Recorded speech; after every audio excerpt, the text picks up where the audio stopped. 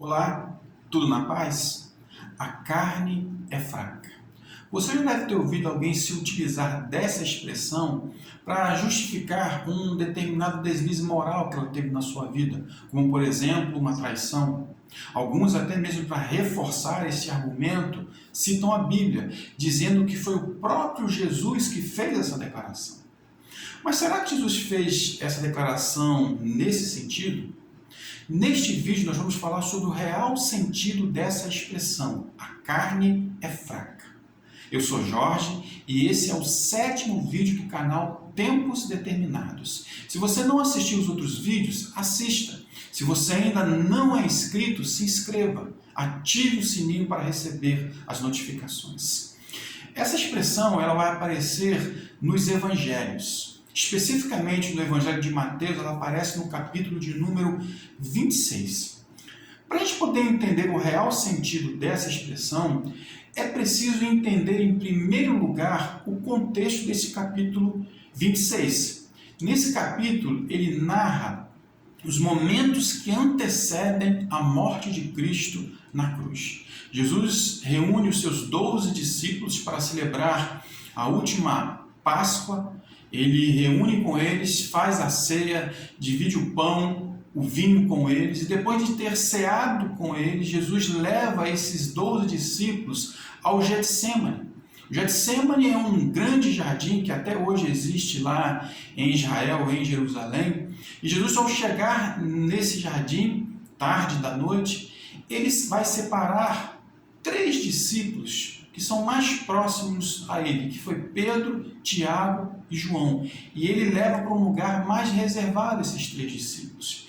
E ao chegar lá, Jesus ele faz um pedido a esses discípulos. Ele fala assim: olha, a minha alma está profundamente triste até a morte. Ficai aqui comigo, vigiai, orai aqui comigo. E Jesus deixa esses 3 discípulos orando. E Jesus vai a um lugar mais reservado ainda e começa também a orar.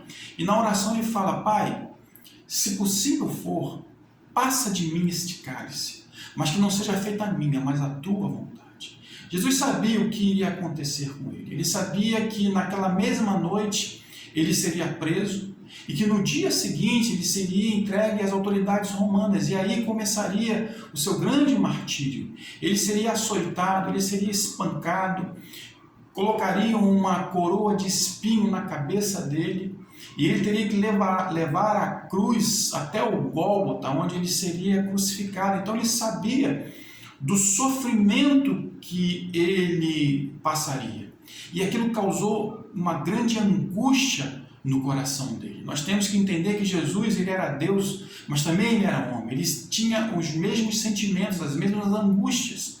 Então Jesus, naquele momento, ele estava sofrendo com aquilo que iria acontecer com ele. Em Lucas fala que o suor dele se tornou como gotas de sangue. E isso foi literal, isso é um fenômeno fisiológico que acontece quando uma pessoa é submetida a uma situação de estresse, de pavor muito grande. E aí os vasos capilares mais superficiais se rompem.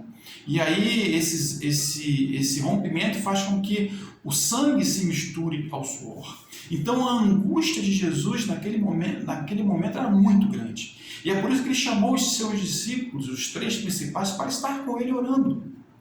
E Jesus, depois de orar a Deus, pedir ao Pai, ele se levanta e ele vai até os 3 discípulos. E quando ele chega diante dos 3 discípulos, ele vê os 3 discípulos, na verdade, ao invés de estarem orando, eles estão dormindo.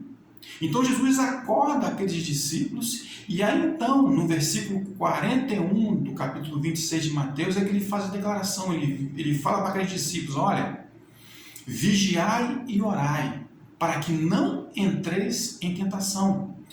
O espírito, na verdade, está pronto, mas a carne é fraca. Jesus está falando que a carne ela é fraca no sentido de que ela é fraca para orar, ela é fraca para vigiar, ela é fraca para resistir à tentação.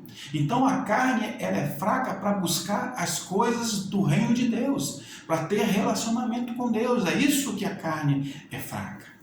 A carne, ela não é fraca para satisfazer os nossos desejos. Pelo contrário, para satisfazer os nossos desejos, a carne, ela é forte. Os próprios discípulos, quando estavam ali, eles realmente tinham a intenção de orar, de vigiar junto com Jesus. O espírito deles já estava pronto, o espírito queria buscar a Deus, mas a carne não.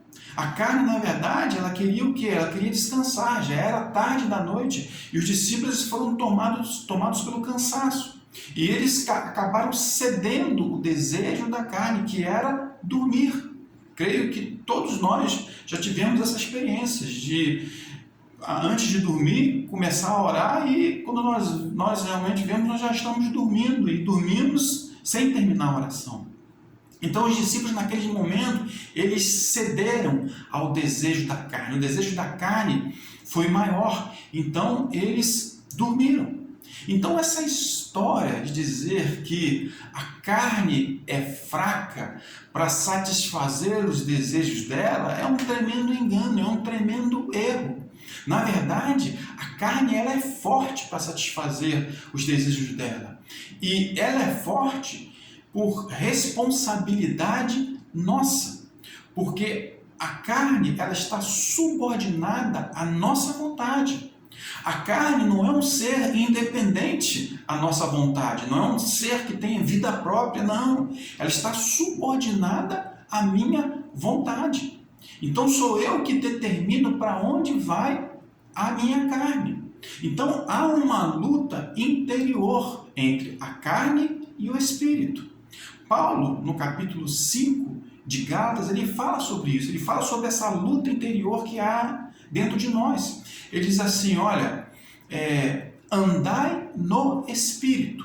Andar no Espírito é simplesmente quando nós buscamos o reino de Deus, quando nós rejeitamos as obras da carne e começamos a buscar a Ele através de oração, através da leitura da palavra, através de ter um relacionamento com Deus. Quanto mais eu tenho um relacionamento com Deus, mais eu quero agradar a Ele, eu quero satisfazer a Ele.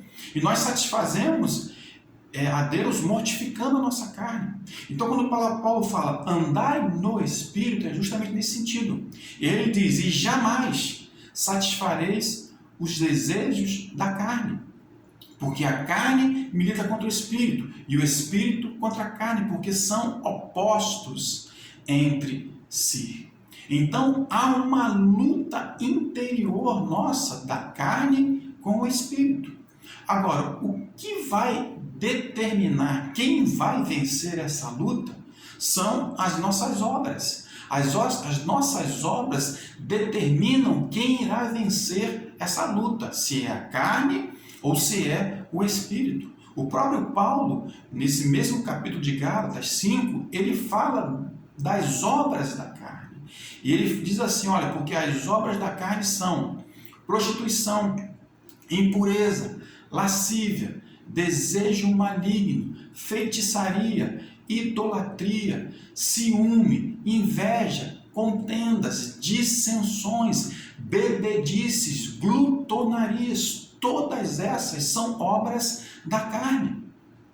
E aí, depois dele enumerar as obras da carne, ele vai falar as obras do Espírito, o fruto do Espírito. Ele fala, pois o fruto do Espírito é paz, amor, bondade, benignidade, fidelidade, mansidão, domínio próprio, longanimidade. Essas são as obras do Espírito. Então nós temos que ser honestos conosco mesmo. O que tem prevalecido na minha vida? As obras da carne ou as obras do Espírito? Porque o que está me dominando, o que está prevalecendo na minha vida é que vai determinar para onde está indo a minha carne, se ela é fraca ou se ela é forte. Que eu e você possamos mortificar a nossa carne, que possamos enfraquecer a nossa carne. Porque quando a carne ela é fraca, é sinal de que o Espírito está forte. Fica essa dica para você. Deus te abençoe.